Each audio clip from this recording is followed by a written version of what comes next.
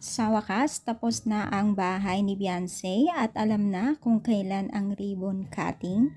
Yan ang ating pag-usapan for today's video. So, bago natin ipagpatuloy ang ating pag-support today's video, kung bago ka pa lang sa aking channel, please subscribe po, like, and pakit na rin po natin guys ang notification bell upang ma-update po tayo tuwing ako po nag-upload sa mga viral and trending video.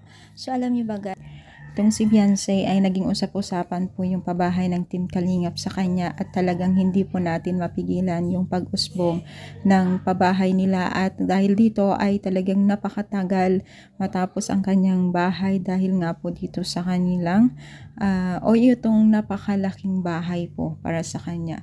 Sobrang dami po ang na-amiss po sa pabahay ng Team Kalingap sa kanya dahil siya yung pinakaunang napakalaking pabahay. Dahil ito ay nagkakalaga na milyon, no?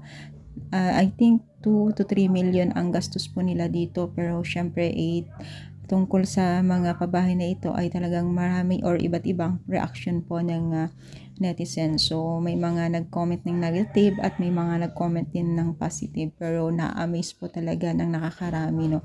So, ang tanong kung kailan ba ang kanilang ribbon cutting at kung tapos na ba? So, I think hindi pa po tapos guys kasi kita naman po natin na medyo pa marami-rami pa ang pwedeng gawin at malaki-laki pa ang kastusin. Depende na lamang po siguro sa usad ng income ng Team Kalingap at mga bigay po ng sponsor. At alam naman po natin na ang trabador ng Team Kalingap ay halos sabay-sabay po at mabilis naman po silang kumilos. Pero syempre pag halos sabay-sabay ay talagang medyo gugol sa oras, no? So, syempre, umaasa pa rin po na nakakarami na mas as soon as possible ay makita na po nila na i-ribbon cutting ang pabahay ng Team Kalingap kay Beyonce. Ikaw, excited ka ba? Comment down, palike po ating video. Thank you and God bless all guys.